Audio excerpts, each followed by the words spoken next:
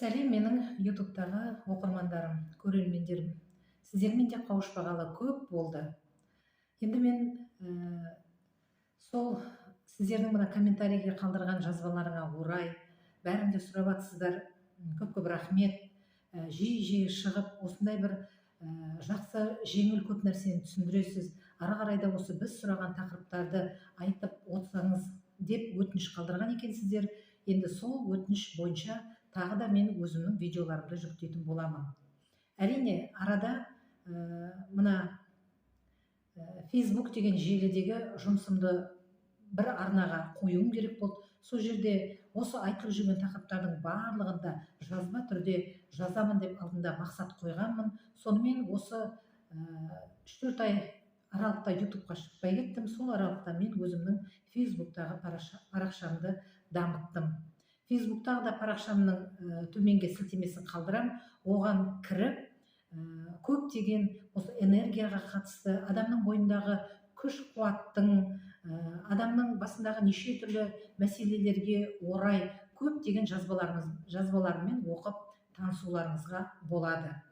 Енді мен бірінші осы жерде байқап отырсам, көбі әйел адамдар мына миома, киста ауруларының шығу себептерін сұраған. Енді мен бүгінгі өзімнің осы видеомда тағы да сол алдында қозғаған тақырыпты әлі де тереңірек қозғағым келеді. Жалпы миома, киста деген ауруына қазіргі кезде төсімізде де бізде қазір неше түрлі жағдайлар болып жатыр. Осыған себеп біздің психологиялық ойлауымыз әсер етеді. Біздер көбіне ойлаймыз, ол салқыннан болды деп, жалаң аяқ жүргеннен болды, немесе басқа да тағы да бір неше түрлі нәрселерден болды деп ойлаймыз. Негізінде бұл нәрсе тек қана біздің ойымыздан ғана болған аурулар екен. Сондықтан да негізінде ой деген өте құдіретті күш. Біз өзімізді сол оймен ауыртқан болсақ, енді ой арқылы өзімізді емдеп аламыз. Жалпы миома деген жатырда болатын ауру болғандықтан, бұл жатыр әрине әйел адамның бүкіл энергиясы осы жатырда болады. Сол жатырға көбіне сіздің ер адам туралы нашар ойыңыз, ер адамға деген өкпеңіз, ер адамға деген ренішіңіз сіздің осы жатырыңызда жиналып қалады. Жалпы сырқат деген сөз, әу баста мысалы сыр деген сөзден шығады, сырқат.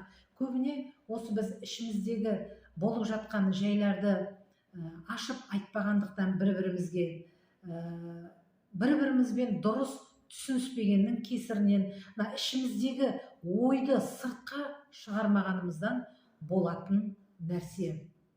Енді миома деген сіз өзіңіздің күйеуіңізге немесе жігітіңізге ренжідіңіз бе? Ол міндетті түрде, егер де ол ренішті сыртқа шығармайтын болсаңыз, қазіргі кезде психологтарға баратын болсаңыз, психологтар айтады, сенің басындағы жағдайға проработка жасаймыз дейді. Көрдіңіз бе? Проработка деген, яғни сіз ішіңіздегі ренішіңізді шығарасыз да, сол ренішті жаман ойыңызды жақсы жағына қарай келтіресіз. Ол барлық адамның да қолынан келеді. Тек қана сізде ниет болса, сенім болса болды. Енді сонымен қоса, тек қана сіздің күйеуіңізге реніш, жігітіңізге реніштен басқа, мысалы біреулер ішімізде айтуы мүмкінсіздер. Енді мен күйеуіме де ренішім жоқ, өте жақсы бірге тұрамын, арамызда ондай проблема жоқ, сонда мен неге миомамен ауырамын деп іштеріңізде кейбіреулеріңіз айтуларыңыз мүмкінсіздер. Егер де сіздің анаңыздан ішінде реніш болатын болса, осы ер адамға деген реніш қалатын болса, немесе әкесіне деген реніш қалатын болатын болса, ол да сізде ген арқылы берілуі мүмкін. Ол ауру деген ешқандай да даладан келмейді. ауру деген тек қана өзіміздің ойымыздан болады. Мен оны өзімнің осы мен жеке психологиялық кабинет ашып осы іспен айналысқаныма биыл міне 4-ші жылға қарап бара жатыр.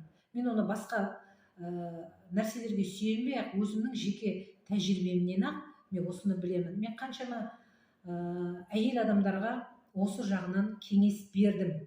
Яғни ер адамға ренжімеу, немесе әкесін ренжімеу, оларды қабылдау жөнінде кеңес беріп, сол кеңеске проработка жасалған кезде олардың бойындағы аурулар кетті.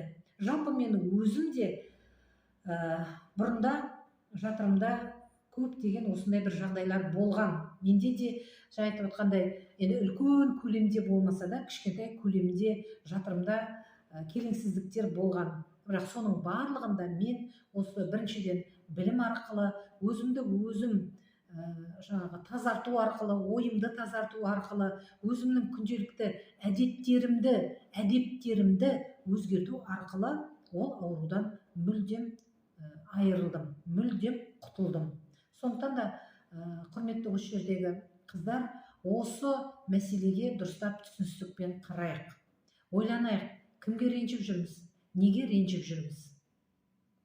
Есіңізде болсын, сізге кездескен адамның барлығы да, сізге кездескен күйеуді де, немесе сізге әке болып келген адам да, яғни өзіңіздің туған әкеңіз де, жаңа айтқандай ар жағында Құдайдың бұйрығымен келген адам. Енді осы Құдайдың бұйрығы, тартылыс заңы дегенді мен өзімнің басқа да видеоларымда жақсы етіп айттым. Енді бұл жолда тағы да осыны айта кетейін. Біздер мына өмірге келгенде жалпы біз ішіміздегіні сырттан көреміз. Мына бұл жөнінде де мен басқа видеоларда айттым. Яғни біздер мына ғұмырға бірнеше рет келіп, бірнеше рет кеткенбіз. Сол баяғы ғұмырымда сенде не жазылып қалды, ішімде не жазылып қалды, оны қазір үлкен мысалы психологтар прошлый опыт деп айтады. Яғни прошлый өткеніңдегі сенің тәжірибеңде. Сол прошлый опытта сенде не жазылып қалды, сен мына өмірді сол жазылған бағдарлама бойынша өткізесің. Яғни сол бір кездегі өзің ойыңмен тартқан адамдарды сен мына өмірде кездестіресің. Яғни сізге кездескен әке болып келген адам да сізге әу баста сол Құдайдың бұйрығымен әке болып келді. Сондықтан да сіз оны қабылдауыңыз керек. Сіз оны бір ниетіңізбен тарттыңыз деген сөз. Сізге өмірде нашар бір әке тап болып қалды ма, оған өкпелемеңіз, оған ренжімеңіз. Демек, сол әкенің бойында сіз қаламайтын қандай жаман қылық бар, демек, ондай қылық сіздің де бойыңызда бар деген сөз. Сондықтан да әкеңіздің бойын бақылап көріңіз. Ода қандай сіз көңіліңіз толмайтын қандай қасиеттер бар, ол қасиет демек сізде де бар. Немесе күйеуіңіздің бойындағы қабылдай алмайтын қасиет те ол сіздің бойыңызда бар. Сондықтан да ең біріншіден осыған назар салып, зер салып, зерттеп көріңіз. Шындығында сол әкемнің бойындағы мен жақтырмайтын қасиет менде бар ма деп дұрыстап қарап көретін болсаңыздар, ол сізде бар. Ол кәдімгі зерттелген, өзі баяғыда да өзі ата-бабамыз не нәрсе көрсең де ниетіңнен табасын деп айтып кеткен. Сондықтан да құрметті қыздар, дәрігерге қайта дәрігерге барып, ол миоманы кестірем деп, алдырам деп жүргеннен, одан да өзіңіздің ойыңыздағы, миыңыздағы жаман бір ойды алып тастап, мына өмірге деген, адамға деген көз қарасыңызды өзгертіңізші. Сол кезде ол нәрсе сізден кетеді. Оны жаңа айтқандай дәрігерге барып сылып алып тастағанмен, ол сіздегі ой кетпесе, ол нәрсе өсіп қайтадан шыға береді. Ең бірінші сіздер сол өзіңізге әке болған әкеңізге риза болыңыздар. Осы өмірге әкелді. Сіздің осы жарық дүниеге шығуыңызға көмектесті. Соны біріншіден қабылдаңыздар. Күйеуіңіз де сол сізге күйеу болды, сізді келіншек атандырды. Сол күйеуіңіздің арқасында балалы болдыңыз, күйеуіңіздің арқасында бір үлкен әулетке барып орныңыз қалыптасып жатыр. Болашақта балаларыңызбен сол күйеуіңіз арқылы бүкіл өмірдің керемет жақсылығын көресіздер. Міне сізде осындай бір дұрыс бағыттағы ой болатын болса, сізде міндетті түрде өзгеріс болады. Міндетті түрде сіздің бойыңыздағы ауру кетеді. Сонымен қоса маған сұрақтар қойып жатыр. Осы жерде сіздің мамандығыңыз мұғалім бе, дәрігер ме, қандай мамандық деп. Менің мамандығым мұғалім. Мен дәрігер емеспін. Бірақ адамға өзін тәрбиелеп, өзін мына қоғамда, тем более қазіргі заманда сенің адамдарға дұрыс бағыт көрсету барысында сенің біліміңнің қажеті жоқ.